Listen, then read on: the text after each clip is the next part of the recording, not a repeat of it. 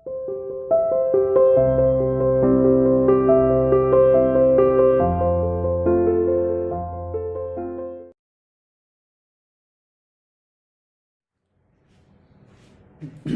To CR international school online classes.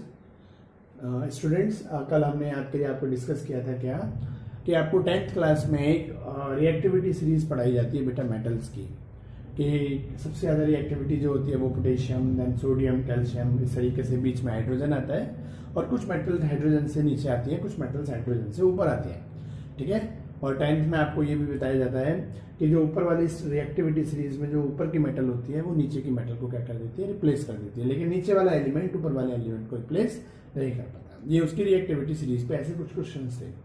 तो कल मैंने आपको ये बताया था, मतलब जो लास्ट वीडियो थी हमारी, मैंने उसमें आपको ये बताया था कि कैसे ये सीरीज बनी, क्योंकि उस जमाने में जब हमारे पास इलेक्ट्रॉन भी नहीं था, हम इलेक्ट्रॉन को लॉस और गेन करने की पावर से रिएक्टिविटी भी नहीं बता सकते थे, तो तब ये सीरीज कैसे बनाई।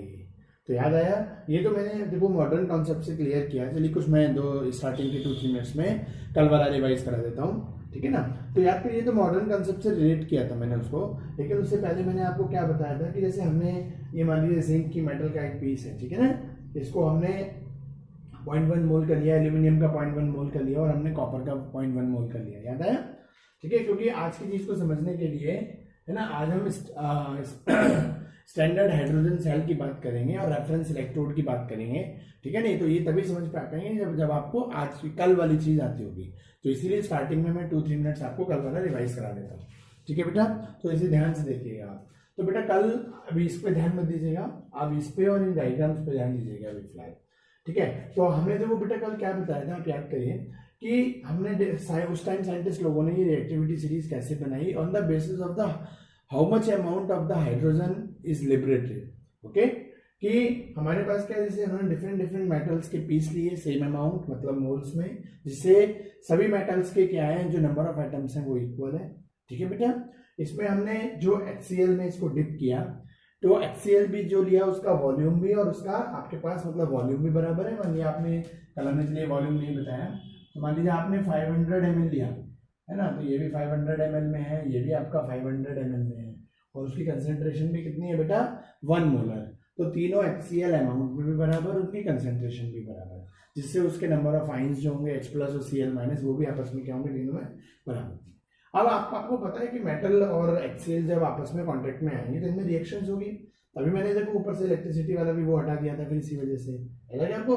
तो जब जिंक बेटा आपके पास क्या होता है, HCl से रिएक्शन करेगा, तो जो एक सिंपल रिएक्शन का तरीका होता है बेटा, है ना, उस वजह से हमारे पास क्या है, जिंक प्लस HCl मिलके क्या बन जाएगा, ZnCl2 + H2। तो इन दोनों में आपस में रिएक्शन हुई, हाइड्रोजन गैस बनी, और वो जो हाइड्रोजन गैस बनी वो यहाँ के थ्रू क्या आएगी, इस आउटलेट के थ्रू बाहर आ जाएगी।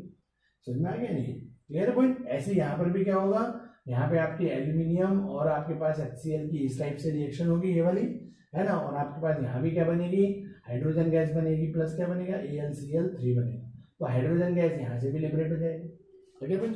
लेकिन कॉपर के साथ में हाइड्रोजन गैस लिबरेट नहीं हुई थी, समझ में आया। तो इस तरीके से इन्होंने क्या करा बेटा, कौन कितना ज्यादा अमाउंट रिलीज कर रहा है हाइड्रोजन गैस का और कितनी जल्दी रिलीज कर रहा है, जो जल्दी करेगा उसका अमाउंट भी ज्यादा हो जाएगा, क्योंकि हमने नीचे क्वांटिटी तो सेम ही ली है। अगर हाँ क्वांटिटी बढ़ती जाएंगी तो समय के साथ अमाउंट भी बदलेगा, लेकिन अमाउंट तो फिक्स है। तो जितनी हाइड्रोजन निकलनी है समझे, उतनी ही निकलेगी। क्लियर है पॉइंट। यहाँ पे देखो हमारे पास HCl के मॉलिक्यूल्स भी जितने इसमें उतने इसमें, हाइड्रोजन कहाँ से आएगी, HCl की मॉलिक्यूल्स ही तो आएगी, वो इसमें भी फिक्स है, वो इसमें भी फिक्स है, ठीक है।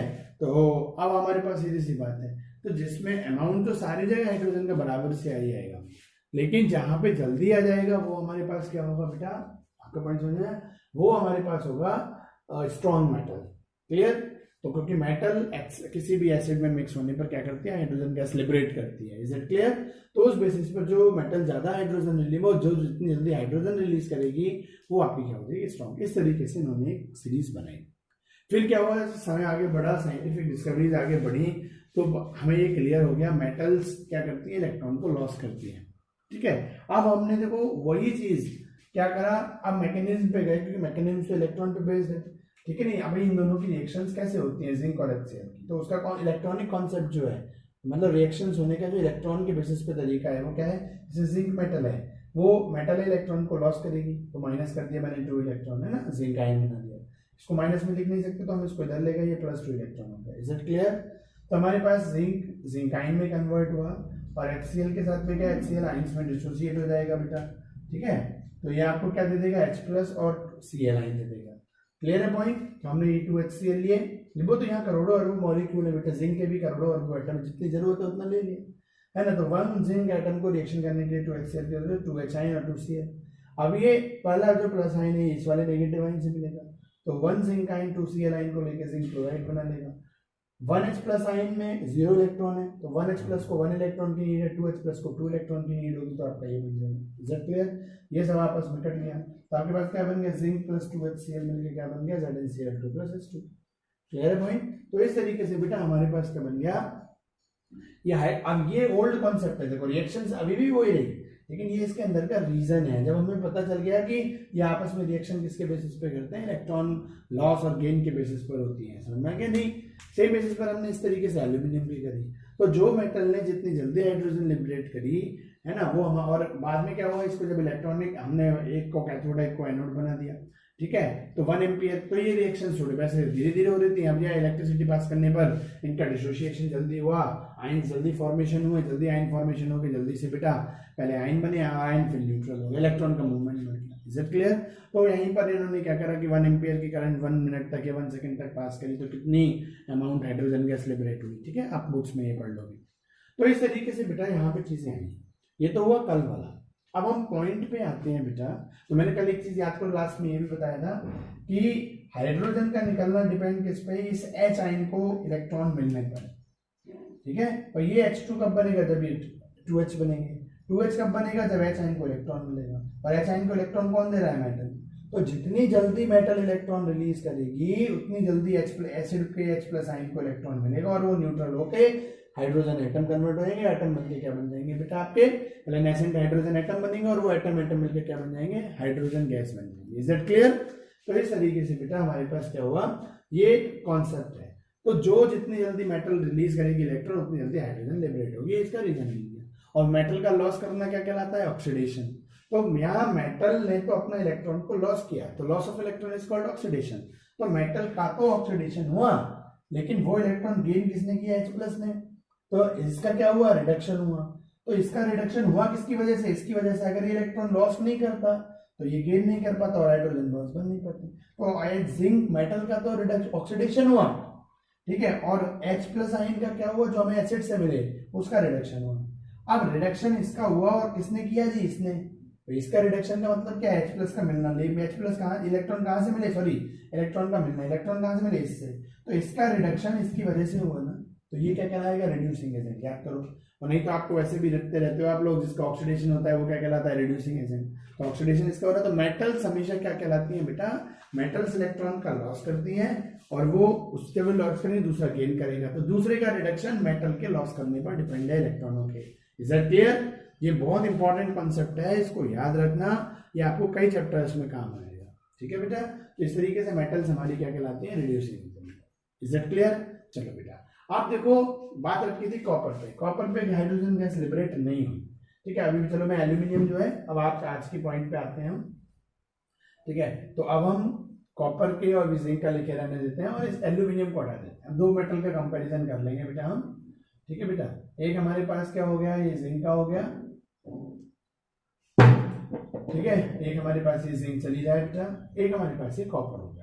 अब कॉपर में क्या हुआ बेटा, कॉपर में हमारी हाइड्रोजन गैस तो लिबरेट हुई नहीं, ठीक है। और कॉपर ही नहीं, ये सारी मेटल जो है बेटा, ये आपकी क्या करती हैं, ये HCl में डालने पर इन्होंने हाइड्रोजन गैस लिबरेट नहीं करी, तो एक हमने कॉपर उठा ली।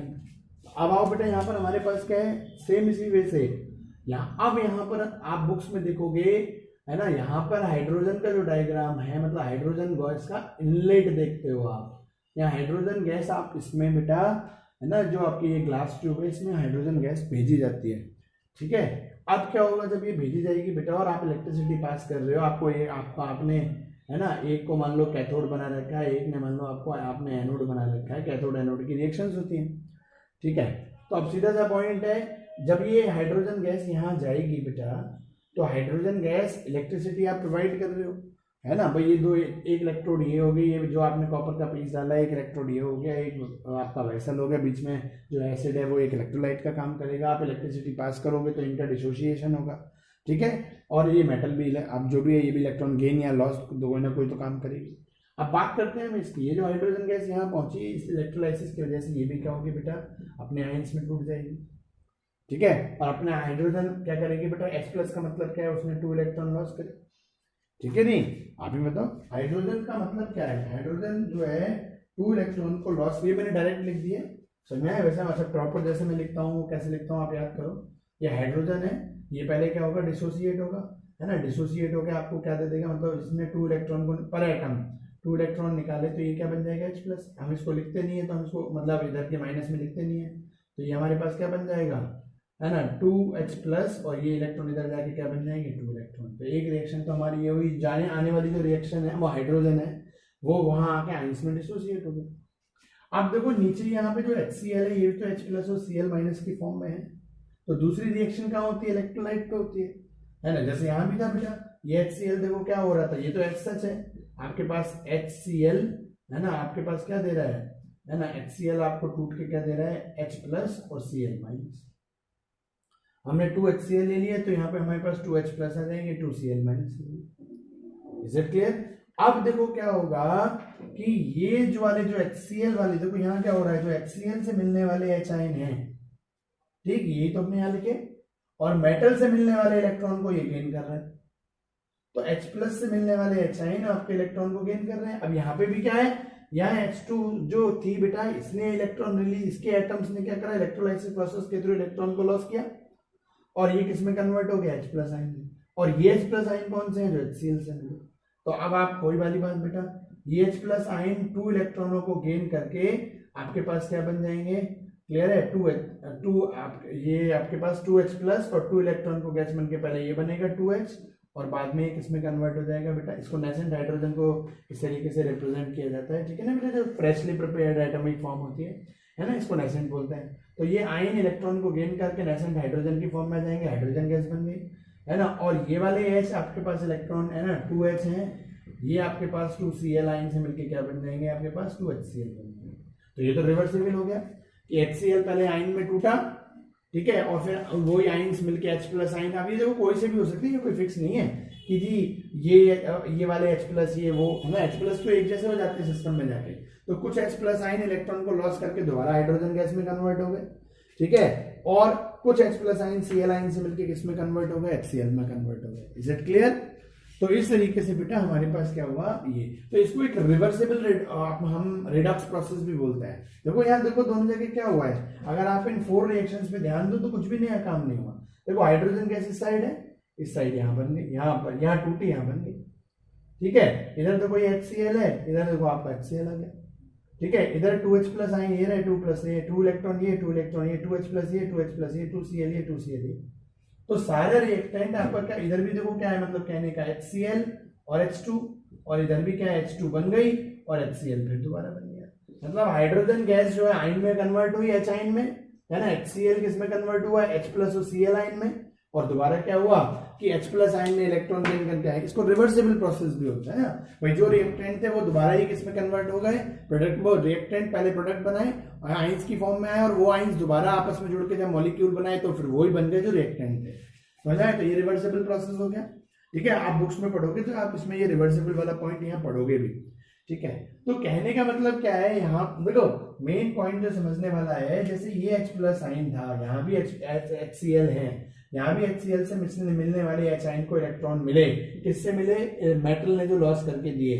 अब यहाँ पर क्या है, इसकी रिएक्टिविटी कम है, मेटल के इलेक्ट्रॉन है ना, मेटल के, ऐसा नहीं है कि कॉपर इलेक्ट्रॉन लॉस नहीं करता, लेकिन कॉपर के कंपैरिजन में जब यहाँ हाइड्रोजन गैस है, इसमें आयन है, समझ में आया, ये रिलेटिवनेस होती है ना। जब आपके पास एक H प्रेजेंट है और एक कॉपर प्रेजेंट है, और कॉपर की लॉस करने की क्षमता कम है और H की ज्यादा है, तो H जल्दी इलेक्ट्रॉन पहले लॉस करेगा, कॉपर लॉस ही नहीं कर पाएगा, तो वो सप्रेस होगी उसकी जो रिएक्टिविटी है।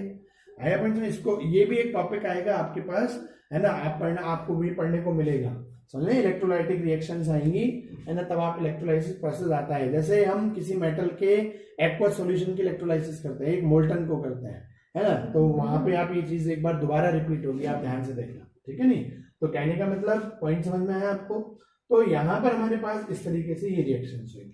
अब इसी चीज को बेटा क्या हुआ, एक स्टैंडर्ड बनाया गया, ठीक है। क्या स्टैंडर्ड बनाया गया, इन सारे मेटल्स में जो प्लेटिनम होती है वो सबसे ज्यादा नॉन रिएक्टिव है, ठीक है। तो जैसे मैंने ये काम जो कॉपर पे किया है, अगर यही काम मैं कॉपर की जगह यहाँ पर प्लेटिनम रख दूं, समझ में आ गया। यहाँ पर मैं इसकी जगह क्या रख दूं, कॉपर, मतलब ये पीस तो ऐसा सच है, और ये पीस यहाँ पर मैं किसका कर दूं, प्लेटिनम का कर दूं, और एक स्टैंडर्ड कंडीशन कर दूं।